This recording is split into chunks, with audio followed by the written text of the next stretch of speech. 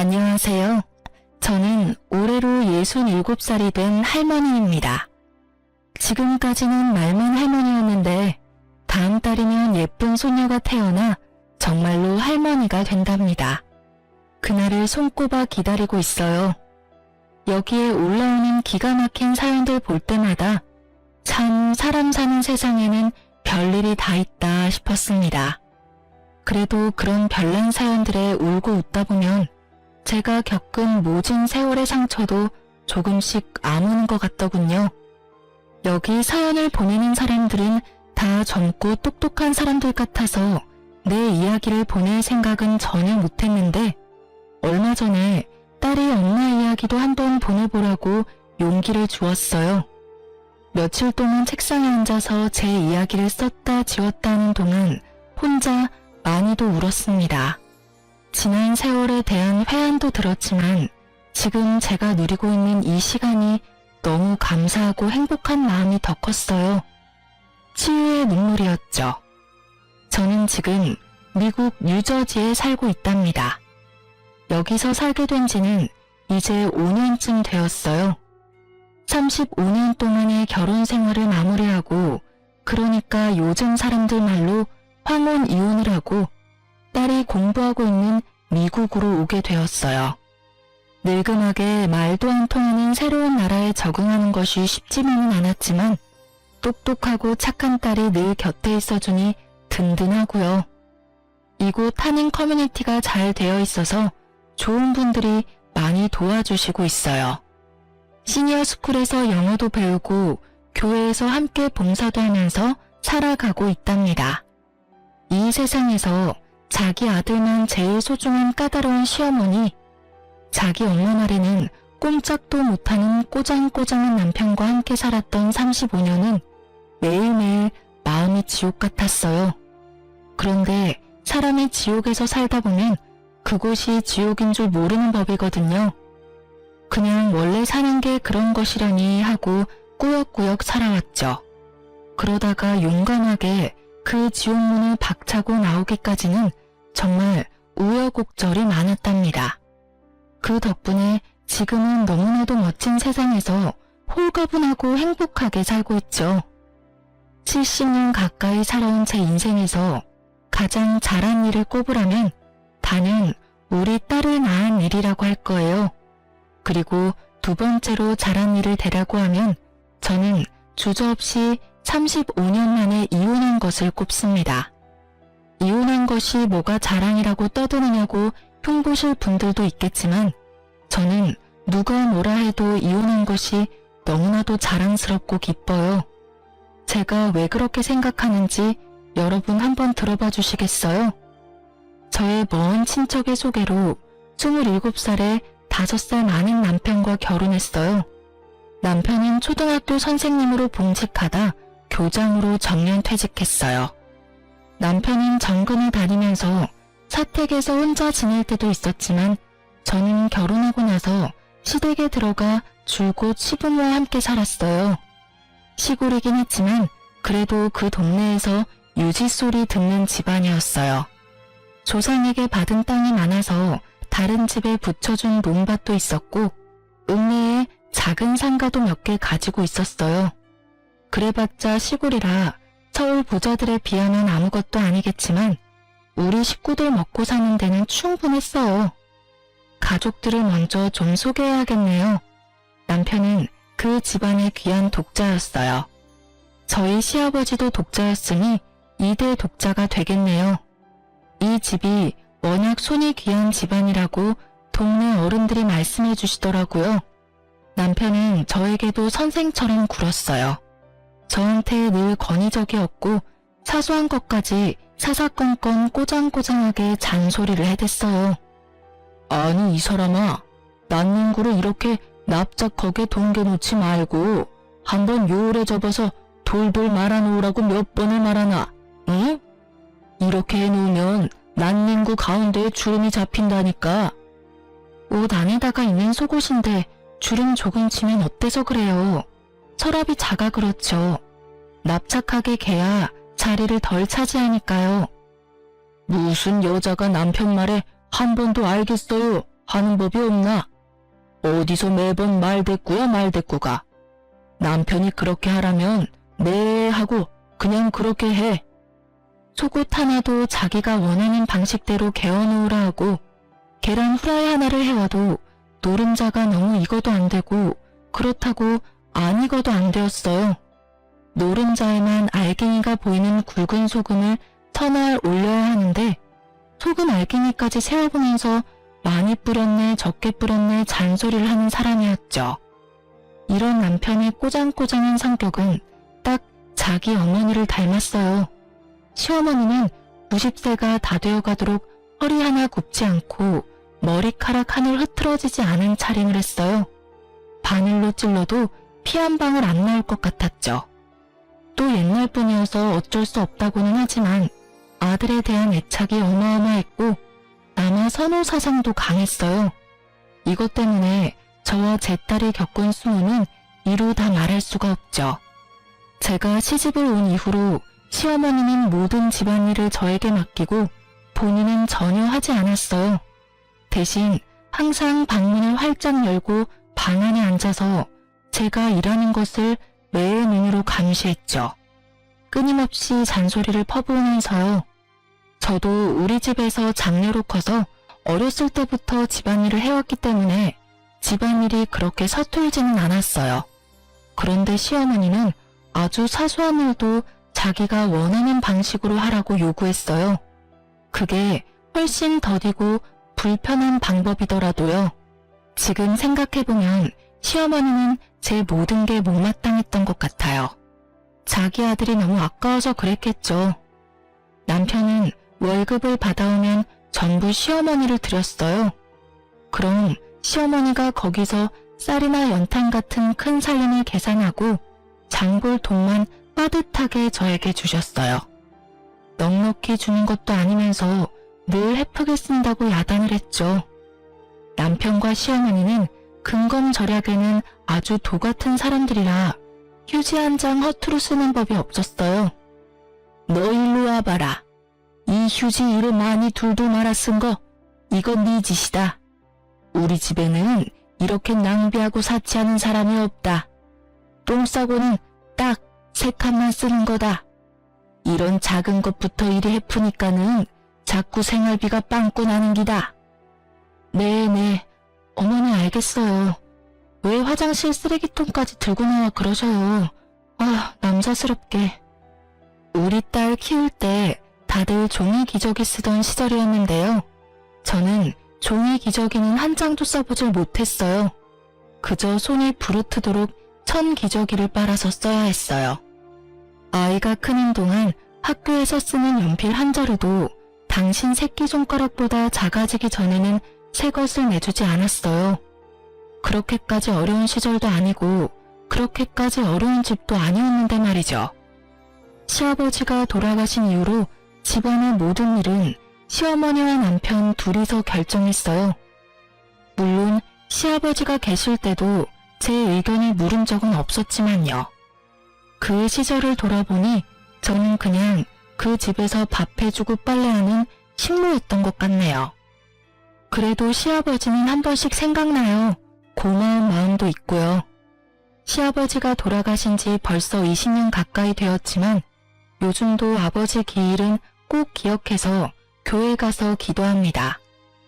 말씀은 늘 무뚝뚝하게 하셨지만 그래도 그 집에서 유일하게 저를 챙기고 생각해준 사람이에요. 아가, 이거니 홀딱 묶고 치우라. 닭장에서 막 꺼내왔다. 네 어머니 동칠래 같다. 아, 아버지 고맙습니다. 잘 먹을게요. 가끔 어머니가 동네 마실 나간 틈을 타 아버지는 닭장에서 계란을 하나 꺼내다 주기도 하고 본인 몫에 곶감을 놔뒀다가 몰래 주시기도 했어요. 물론 고맙다는 제 인사는 듣지도 않고 휙 돌아서 나가버리시곤 했지만 저는 그래도 늘 따뜻한 마음이 느껴졌답니다. 시아버지는 폐암으로 일찍 돌아가셨어요. 담배는 많이 태우셨지만서도 감기 한 번 안 걸릴 정도로 건강하셨는데 어느 날 갑자기 친구분들과 약주를 드시다가 그 자리에서 쓰러지셨어요. 병원으로 옮겼더니 폐암 4기라더군요. 병원에서는 수술해도 좀 어려울 것 같다고 하면서 길어야 3개월을 이야기했어요. 아버지는 수술은 안 하고 싶다면서 대신 병원에서 너무 고통스럽지 않게 갈 수 있게만 도와달라 하셨어요. 그렇게 아버지는 병원에 입원하게 되었는데 시어머니는 자기는 환자 수발 못한다며 병원에 오질 않았어요. 제가 병원에서 먹고 자고 하면서 시아버지의 마지막 수발을 들었죠. 아버지는 그래도 거의 6개월을 버티다 돌아가셨어요. 아버지가 돌아가시기 며칠 전에 저를 힘겹게 부르셨어요.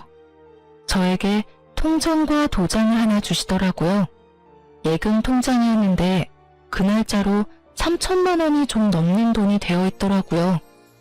지금도 적은 돈은 아니지만 그때는 더 큰 돈으로 느껴졌죠. 아가, 이거 찾아서 네가 넣어둬라. 이거 만기 날까지는 어떻게든 내 살아있고 싶었다. 아니 아버지, 이게 뭐예요? 네가 이 고약한 집에 와서 고생이 많았다. 이거는 네 남편한테도 시어머니한테도 말하지 말고 지원이한테도 쓰지 말고 잘 놔둬. 잘 두었다가 꼭 필요할 때 너한테 써. 아버지, 저 이렇게 많은 돈 필요 없어요. 돈 필요 없는 사람이 어딨나? 늙으면 돈 쓸 일이 있다. 아버지, 저 이거 못 받아요. 이걸 제가 어떻게 받아요? 내 마지막 지켜준 거 고맙다. 이제 너 더 고생 안 하게 내 얼른 죽을게. 아버지, 그런 말 마세요. 얼른 나와서 집에 같이 가셔야죠. 아버지 없으면 내가 누구한테 계란을 얻어먹어요. 그 자리에서 펑펑 울었어요.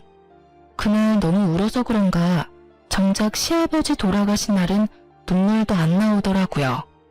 며칠 뒤에 시아버지는 거짓말처럼 돌아가셨어요. 저는 시아버지 말대로 그 돈은 아무한테도 말하지 않았고 은행에 넣어두고 없는 돈인 것처럼 잊어버리고 살았어요. 그래도 그 돈 덕분에 정말 마음 한구석이 든든하더라고요.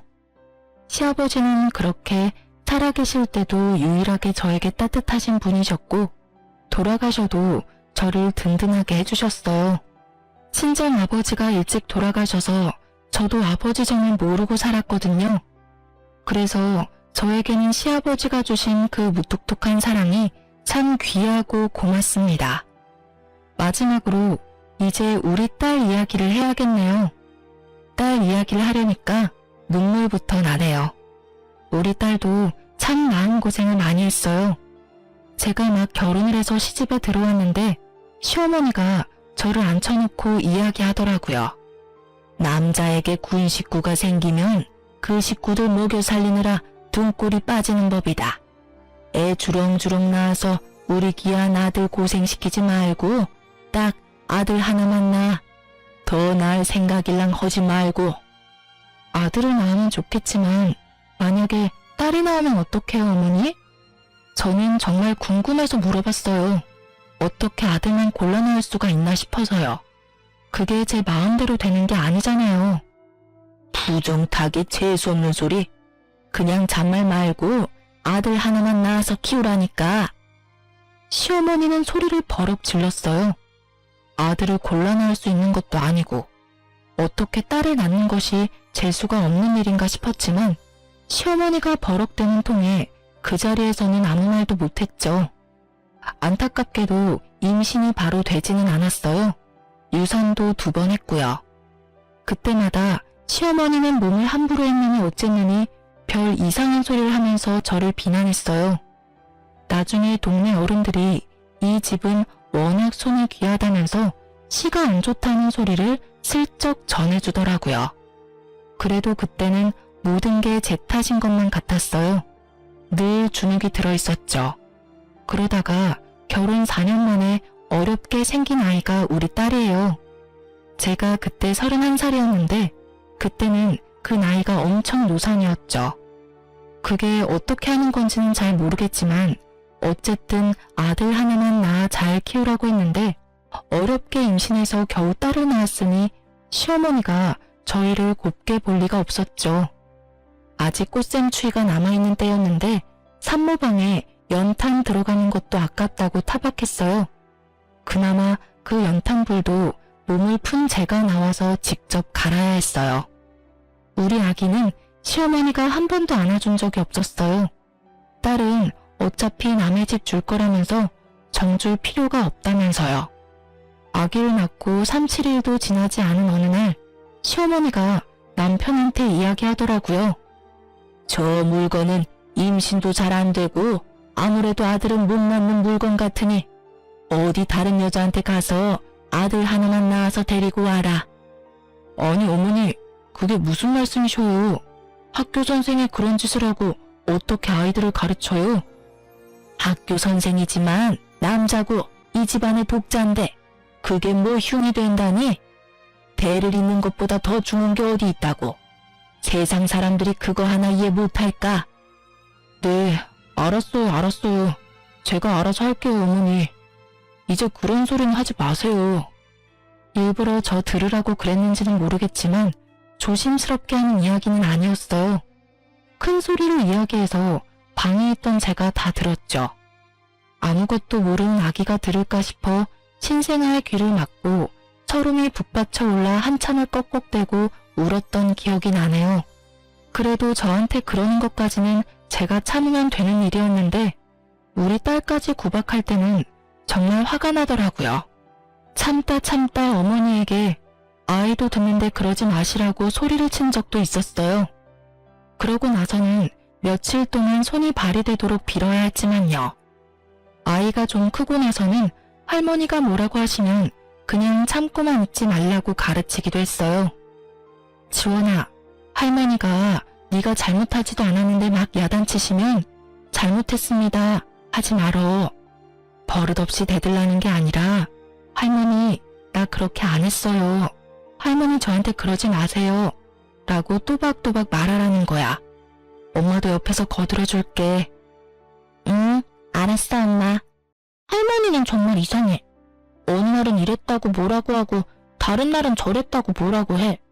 맨날 나한테는 화만 내. 나 할머니 싫어. 할머니가 옛날 사람이라 그래. 옛날 사람들은 아들만 중요하다고 생각해.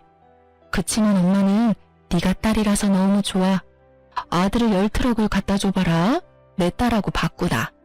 할머니 미워하면 네가 힘들어. 그냥 우리가 할머니를 이해하면서 살자. 응, 알았어. 할머니는 자기도 여자면서 왜 아들만 중요하대? 남자애들은 시끄럽고 멍청하기만 한데. 우리 딸은 어렸을 때부터 똘똘하고 야무졌어요. 학교 들어가서는 공부도 아주 잘했죠. 어린 아이가 할머니를 이해하려고 노력하면서도 아닌 건 아니라고 야무지게 따지기도 잘했어요. 그러다 보니 할머니와 사이는 좋지 않았지만 할머니가 우리 딸에게 함부로 대하진 못했어요. 좀 어려워했다는 말이 더 맞겠네요. 저는 정말 다행이라고 생각했어요. 저는 늘 딸이 자랑스러웠답니다. 중학교에 들어간 딸은 전교 1등을 놓치지 않았어요. 물론 시골의 작은 학교이긴 했지만 선생님들이 입을 모아 칭찬하는 모범생이었어요. 중3 때 담임 선생님은 특히 딸아이를 정말 아껴주셨는데 그분이 적극적으로 도와주셔서 다른 지역에 있는 특목고에 지원할 수 있었어요. 물론 합격했죠. 기숙사가 있는 학교라서 딸과 떨어져 지내야 하는 건 아쉬웠지만 오히려 집을 떠나 있으면 딸이 할머니에게 스트레스 받지 않고 공부는 할 수 있을 것 같아서 너무 기쁘더군요. 그런데 기숙사 학교다 보니 학비가 일반 고등학교보다는 좀 더 내야 했어요. 서울에 있는 아이들은 학원비만 해도 한 달에 100만 원씩 들기도 한다는데 그런 거 생각하면 지나치게 비싼 것도 아니었어요. 또 집에서 그 정도를 부담하지 못할 형편도 아니었고요. 그런데 언제나처럼 문제는 시어머니였어요. 아니, 우리 아이가 아들이 아닌 것이 문제였죠. 그깟 개집에 공부하는데 대학도 아니고 고등학교 다니면서 무슨 월사금을 그렇게나 많이 내느냐 말이다.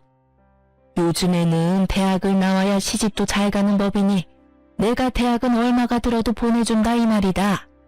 그런데 고등학교를 무슨 한 달에 100만 원 돈을 내면서 다닌단 말이고 아들도 아니고 딸내미 공부시킨다고 이렇게 돈을 들이란 말이냐? 이게 3년이면 도대체 돈이 얼마고? 어머니, 그 학교가 아무나 가는 학교가 아니에요. 지원이가 똑똑해서 간 거예요. 그러니까 왜 남들은 멀쩡히 그냥 가는 학교를 계집애가 뭐 할 일 있다고 그 유난을 떨어야 한단 말이고. 요즘은 여자아이들도 공부를 많이 해요. 여자도 장관도 하고 회장도 하는 세상이잖아요. 여자는 시집 잘 가서 애 낳고 키우는 게 가장 좋은 팔자다. 여자가 밖으로 돌면 팔자가 드세지는 법이다. 시집 가서 남편 잘 섬기고 떡두꺼비 같은 아들 낳아 잘 키우는 게 여자에게 최고의 입신양명이다. 계집애가 그 돈 들여 공부를 해서 뭐 한단 말이고. 자고로 여자가 너무 먹물을 많이 먹으면 그 집안이 시끄러운 법이다. 남편은 자기도 선생님이고 그 학교가 좋다는 것을 잘 알고 있으면서도 이번에도 자기 엄마 말에는 꼼짝도 못했어요. 제 의견이요? 당연히 저에게는 묻지도 않았죠. 제가 아이를 그 학교에 보내고 싶다고 아무리 이야기해도 남편도 시어머니도 들은 척도 안 했어요. 제가 어머니에게 무릎 꿇고 사정도 해보았지만 눈 하나 깜짝하지 않더라고요. 아버님이 주신 돈으로 제가 보낼까 고민도 해봤지만 그렇게 하면 집안에 분란이 일어날 게 불보듯 뻔하더라고요. 그 돈이 어디서 났느냐서부터 따지기 시작해서 제가 집안 돈을 빼돌렸다고 몰아갈 것 같기도 하고요. 그런 분란이 무서워서 아이에게 그 학교를 못 간다는 말을 하는 심정은 말로 할 수가 없어요. 제가 너무 못나서 차라리 죽고 싶었으니까요. 아이를 붙들고 미안하다고 하면서 엉엉 울었어요. 아이는 오히려 덤덤하게 저를 위로하더라고요. 엄마, 나 정말 괜찮아. 걱정하지 마. 내가 가만히 생각해보니까 오히려 여기서 학교 다니는 게 내신 성적에 더 유리할 것 같아. 고등학교가 중요한 게 아니라 대학 가는 게 더 중요한 거잖아. 나 그냥 여기서 학교 다닐래. 지원아, 너는 이 집을 꼭 떠나야 해. 이 집에서 벗어나야 네가 마음껏 날개를 펼치고 살 수 있어. 그래, 고등학교는 어쩔 수 없게 되었지만 대학은 꼭 서울에 있는 좋은 대학을 가자. 너 하고 싶은 공부 있으면 멀리 유학도 가. 엄마가 어떻게든 너 하고 싶은 것 하면서 살 수 있게 도와줄게. 응, 엄마, 나 자신 있어. 서울대도 가고 유학도 갈 거야. 나중에 엄마랑 나랑 우리 둘이만 같이 살자. 내가 성공해서 엄마도 여기서 벗어나게 해줄게. 저는 그 일을 계기로 돈을 벌어야겠다고 마음먹었어요. 제가 경제적 능력이 없으면 결국 제 딸을 지켜줄 수가 없겠더라고요. 저는 배운 것도 부족하고 돈을 벌어본 일도 없으니 제가 할 수 있는 일은 한정되어 있었어요. 또 동네에서 일을 하면 시어머니와 남편의 귀에 들어갈 테고 그러면 또 여자가 어쩌고 하면서 절대 못하게 할 테니 버스를 몇 번씩 타고 다른 동네에 있는 인력사무소를 찾아갔어요. 집을 많이 비울 수도 없고 시어머니 눈치가 보여서 고정적으로 오래 하는 일은 못했지만 거기서 소개해주는 일은 어떻게든 기회와 핑계를 만들어서 했어요. 서너 시간 남의 집 청소도 하고 아이들 학원차 태워주는 일도 하고 바쁜 식당에서 설거지도 했어요. 시 경계를 넘어 사는 친정 동생이 아프다고 조카를 돌보러 간다는 핑계도 대고 아이 학교에서 무슨 일이 있다고도 하고 매번 그럴듯한 말을 지어내느라 진땀을 냈죠. 그맘때쯤 어머니는 동네 경로당에서 하루 종일 시간을 보낼 때가 많아서 어머니 없는 틈에 부지런히 일을 다녔어요. 일을 하고 오면 여기저기 안 아픈 데가 없었지만 우리 딸 위해서 돈을 모으는 재미에 힘든 줄도 모르고 열심히 살았어요. 우리 똑똑한 딸은 역시 고등학교에서도 전교 1등을 놓치지 않았고 대한민국 사람 누구나 다 아는 좋은 대학교에 들어갔어요. 대학교에서도 딸은 장학금을 받고 다녔어요. 다행히 제 아버지가 자취할 생활비 정도는 보내주더라고요. 딸에 대한 애정은 있는 사람이었어요. 딸이 공부 잘하는 것을 은근히 자랑스러워하기도 했고요. 그렇게 딸은 대학을 졸업하고 1년을 준비해서 미국으로 유학을 가게 되었어요. 미국에 있는 로스쿨에 합격을 했대요. 아는 사람 하나 없는 그 먼 데다가 딸을 보내는 마음이 꼭 내 심장 한 구석을 떼어내는 것 같았지만 우리 딸이 이 집으로부터 더 멀어진다는 사실에는 또 얼마나 안심이 되고 기분이 좋았는지 몰라요. 그런데 이번에는 시어머니는 물론 남편까지 딸의 유학을 반대하고 나섰죠. 여자애가 위험하게 어딜 혼자 그 먼 데를 가겠다는 거냐? 아는 사람 하나 없는 곳을. 너희 할머니도 노발대발 하신다. 너 절대 못 가게 하라고 난리시라고. 아빠, 저는 성인이에요. 아빠나 할머니의 허락이 필요한 나이가 아니라고요. 다른 사람들은 가고 싶어도 못 가는 학교예요. 제가 노력해서 제 힘으로 가게 되었어요. 제발 더 이상 제 앞길 막지 마세요. 너 유학 가려면 호적 파가지고 가라. 그럼 너는 이제 더 이상 내 딸 아니다. 호적은 아빠가 파주세요. 여자라는 이유로 지금까지 제 앞길 가로막은 그 호적을 알아서 빼주신다면 저는 너무 감사하죠. 그렇게 딸은 유학을 떠났어요. 저는 눈치가 보여서 공항에도 나가보지 못했어요. 물론 다 큰 아이고 똑똑한 아이지만 혼자서 그 먼 데를 떠났다고 생각하니 어찌나 먹먹한지 그날 하루 종일 하늘만 보면서 눈물을 훔쳤네요. 그래도 아이가 떠나는 날 제가 그동안 차곡차곡 모았던 돈을 딸에게 보내줬어요. 딸은 안 받는다고 난리였지만 저에게는 그렇게 할 수 있는 것이 너무나 행복했어요. 많지 않은 돈이지만 그래도 공부하는 동안 생활비에는 보탬이 될 것 같았어요.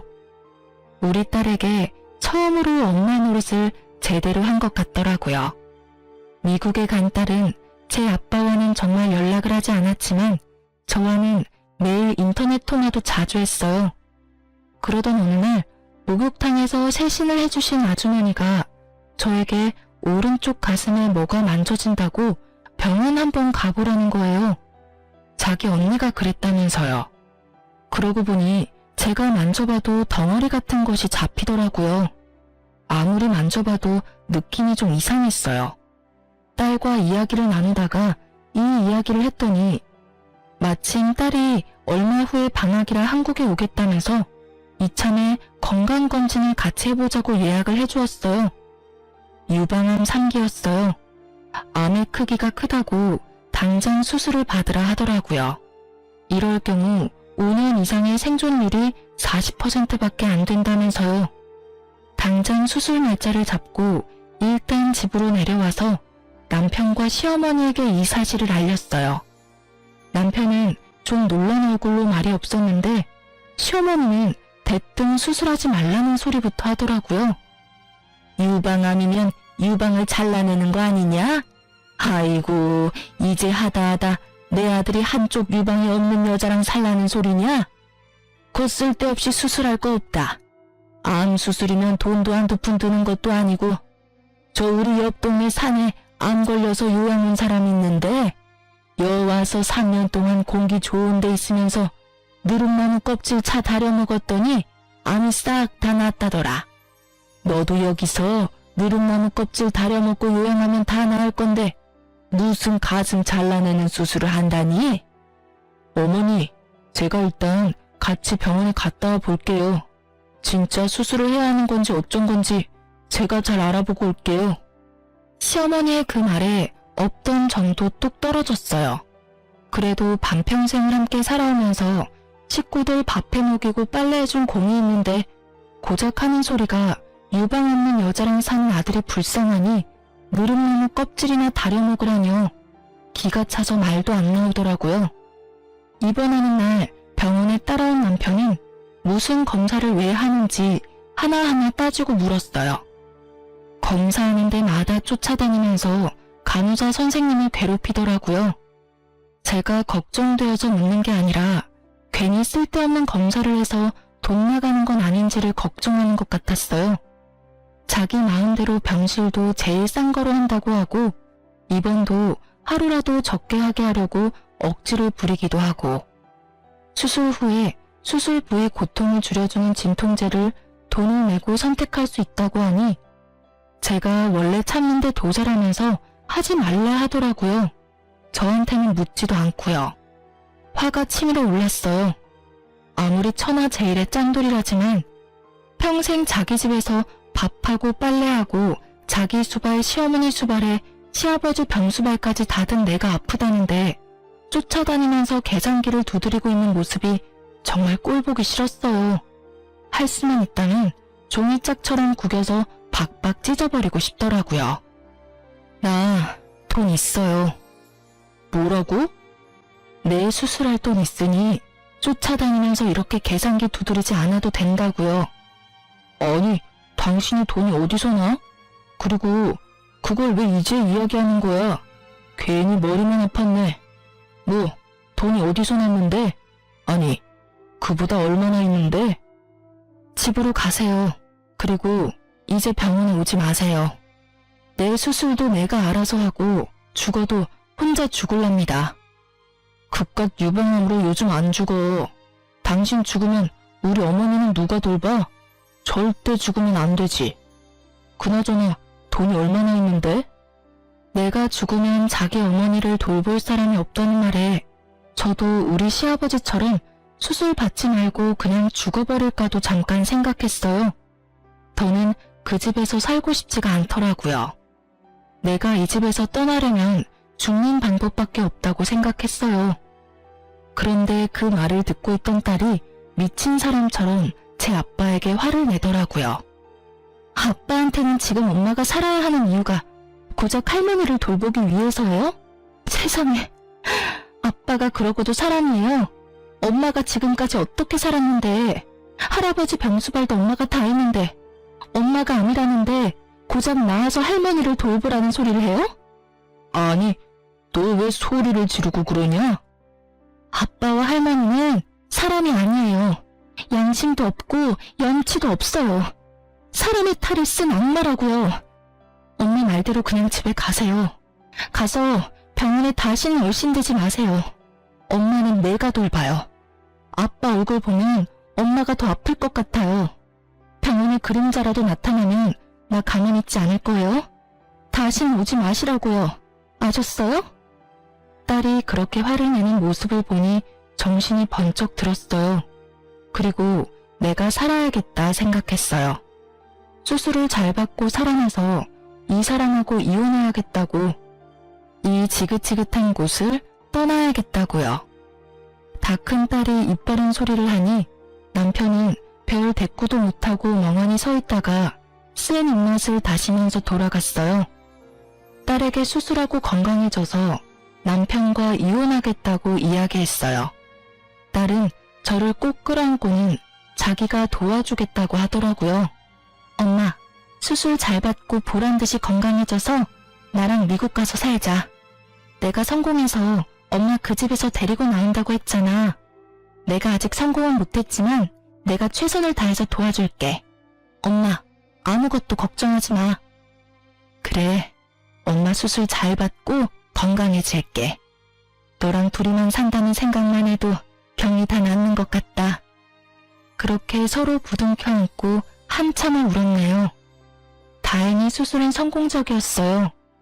암의 크기가 커서 걱정했는데 천만다행으로 전이가 많이 된 상태는 아니었다고 하더라고요. 퇴원은 할 수 있었지만 방사선 치료를 위해 자주 통원을 해야 했고, 치료 기간 동안은 가족들과도 격리되어 있는 것이 좋다는 핑계로 병원 근처에 작은 오피스텔을 얻었어요. 건강해지겠다는 일념으로 열심히 치료에 참여했죠. 잘 넘어가지 않는 밥도 무르게 익히고 잘게 잘라서 어떻게든 억지로라도 넘겼고, 집에서라도 몸을 잡고 움직이려고 노력했어요. 의사 선생님이 시키는 건 뭐든지 철저히 따랐어요. 딸이 인터넷으로 좋다는 것들을 찾아서 정리해주면 그것도 열심히 찾아서 먹고 그대로 실천했어요. 저는 꼭 건강을 회복하고 살아야 했으니까요. 드디어 병원에서 예후가 좋을 것 같다는 이야기를 들었어요. 5년 동안 재발이 되지 않아야 완치가 되는 거지만 제 몸속에 이제 암세포는 남아있지 않다더라고요. 그때부터 본격적으로 이혼을 준비했습니다. 딸은 저를 돕겠다고 학교를 휴학하고 한국에 들어왔어요. 지원아, 미안하다. 엄마 때문에 하던 공부도 중단하고. 엄마가 너한테는 늘 짐이 되는구나. 엄마, 무슨 소리야. 내가 왜 거기까지 가서 법을 공부하는데? 딸이라고 자꾸 주저앉히는 집이라서 어쩔 수 없이 다른 나라까지 갔지만 결국 엄마 도와주고 싶어서 법을 선택한 거야. 엄마가 이혼하는 게 내 꿈이었다고. 학교는 잠시 쉬는 거야. 나 다시 공부할 때는 엄마가 옆에 있어줄 거잖아. 그치? 그래, 엄마가 옆에 있어줄게. 맨날 맛있는 밥 해주면서 네 옆에 있을게. 와, 말만 들어도 살찌는 것 같아. 너무 많이 찌면 큰일인데? 우리가 둘이서만 사는 미래를 그려보는 일이 너무나도 행복했어요. 이혼은 딸과 함께 준비했어요. 딸과 함께 여러 군데 변호사 사무소를 다니면서 상담을 받았고 그 중에서 가장 우리를 잘 이해하고 편안하게 해주는 믿음직한 변호사를 선임했어요. 일단 변호사를 선임하고 나니 착착 진행이 되더라고요. 집에 사람이 없을 만한 시간에 가서 제 짐을 정리했어요. 35년을 살았지만 제 짐이랄 것이 별로 없더라고요. 딸이 사준 고운 옷 몇 벌과 딸 어렸을 때 사진들과 기록들, 통장과 도장 같은 것들 몇 가지를 제외하고는 다 미련이 없었어요. 그렇게 단출한 짐을 챙겨서 나오는데 동네 경로당에 있을 거라 생각했던 시어머니와 길에서 딱 마주쳤어요. 저는 갑자기 심장이 내려앉는 줄 알았죠. 그런데 어머니가 좀 이상하더라고요. 왜 날 그렇게 쳐다보시오? 이 동네 사람인가? 아, 네. 아니, 그러니까. 에이, 별 정신없는 사람 다 보겠네. 누구냐고 묻는데 왜 말을 못해? 그때 이웃에 사는 아주머니가 나타나 제 손을 끌고 가면서 말했어요. 아이고, 우리 집에 온 손님이네. 어르신, 어디 가시는 길이에요? 경로당에 있지 왜 돌아다니셔?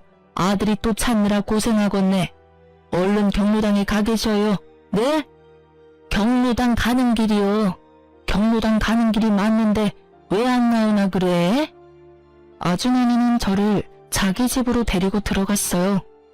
암에 걸렸다는 이야기를 듣고 걱정했다고 하시며 제 손을 쓸어주셨어요. 저보다 10살 많은 친정 언니 같은 분이었는데 제가 형님 하면서 잘 따랐어요.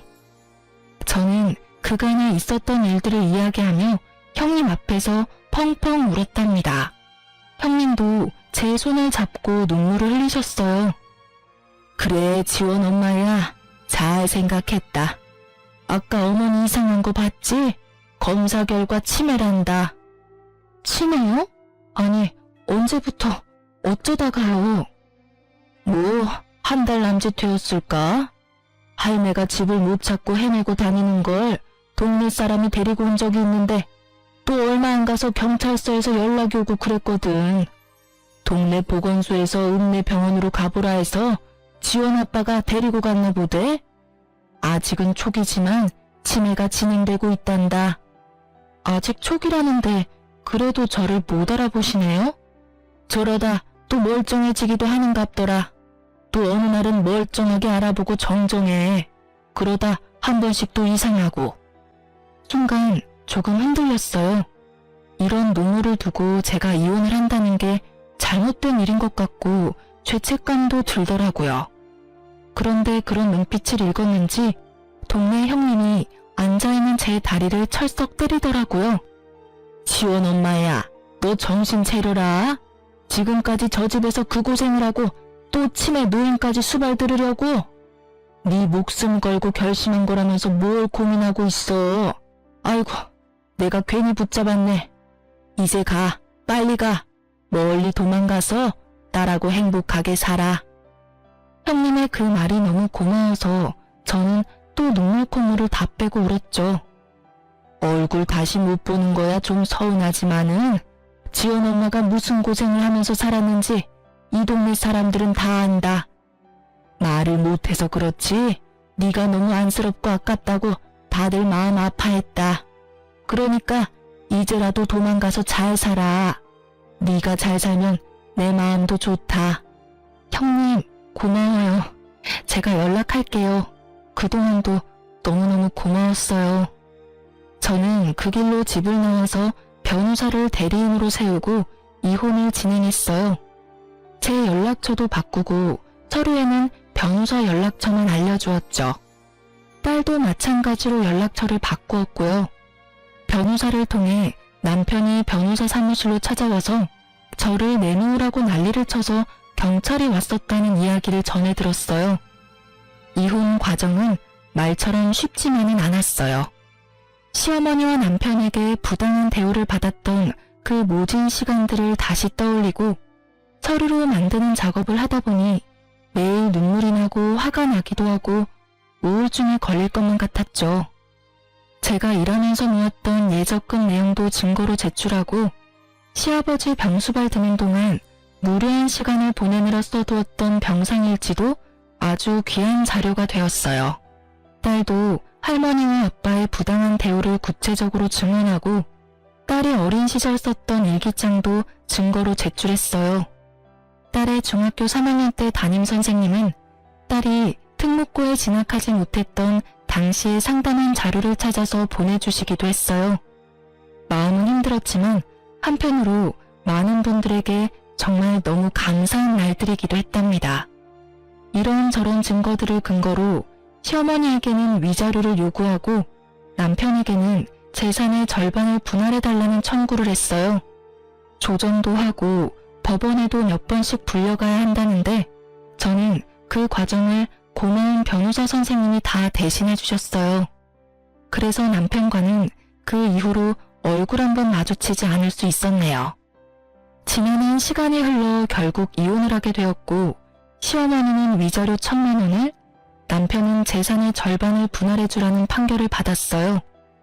남편은 제가 어느 날 갑자기 없어졌고 자신에게 한마디 상의도 없이 이혼을 했다며 법정에서 분통을 터뜨렸다고 하네요. 저희 의뢰인이 말씀하시기를 35년 사는 동안 집안의 대소사에 대해 의뢰인과 한 번도 한마디 상의하신 적이 없다고 하시더군요. 모든 걸 어머니와 남편 두 분이 상의하고 통보했다고요. 저희 의뢰인도 이혼에 대해 따님과 두 분이 상의하고 결정하셨다고 합니다. 그렇게 이혼이 마무리되고 나서 저는 딸을 따라 미국으로 이주했어요. 딸은 학교로 다시 돌아가서 열심히 공부했고 그 어렵다는 변호사 시험에도 합격했어요. 그리고 여기서 태어난 미국계 한국인을 만나 결혼도 하게 되었답니다. 화목한 가정에서 자란 반듯한 사위는 너무 다정한 사람이에요. 서로를 아끼고 사랑하는 둘의 예쁜 모습을 보고 있으면 저는 너무 행복해서 머리가 멍해지기도 해요. 우리 딸은 저와 같은 삶을 살지 않는 것이 너무나도 다행스럽고 자랑스러워요. 저는 여기서 참 좋은 분들을 만났어요. 황혼 이혼을 하고 딸과 함께 왔다는 이야기에 모두가 쿨! 이러면서 엄지손가락을 들어줘요. 낯선 땅에서 영어도 못하는 제가 어떻게 살 수 있을까 했는데 여기 와보니 세상은 정말 너무너무 넓고 다양한 삶이 있는 곳이라는 생각이 드네요. 그 사이 5년을 잘 유지해서 유방암 완치 판정을 받았어요. 암도 이겨내고 황혼 이혼에도 성공한 제가 못할 게 뭐가 있나 싶네요. 다음 달이면 우리 딸이 저에게 예쁜 손녀를 안겨준답니다. 손녀에게도 쿨한 할머니가 되려면 영어를 잘해야겠다 싶어서 한참 전부터 시니어 스쿨에 나가고 있어요. 학생 때도 못한 공부를 늙어서 하려니까 눈도 아프고 머리도 아프지만 이렇게 공부할 수 있는 것도 정말 꿈만 같은 일이에요. 제가 그냥 그 집에서 살았다면 정말 꿈도 꾸지 못할 일이었을 테니까요. 엄마 아빠 일하는 동안 제가 손녀를 돌보아 줄 수 있는 것도 너무너무 행복해요. 여기서는 딸이라고 공부 못하게 할 사람도 없으니 우리 손녀도 자기가 원하는 것들 다 하면서 멋지게 살아갈 수 있게 저도 최선을 다해 도울 거예요. 이른을 바라보는 이 나이에도 행복을 찾을 수 있더라고요. 약간의 용기만 있으면 얼마든지 새로운 삶을 살아갈 수 있습니다. 혹시 지금 어렵고 힘든 시간을 살고 있는 분들이 있다면 제 이야기가 그분들에게 조금이라도 힘이 되었으면 좋겠어요. 못 배우고 나이 많은 저도 도전하고 싸워서 행복을 찾았으니까요. 여러분도 할 수 있습니다. 행복해질 수 있어요. 비천한 이야기 이제 마치려고 합니다. 잘 들어주셔서 감사해요. 행복하세요.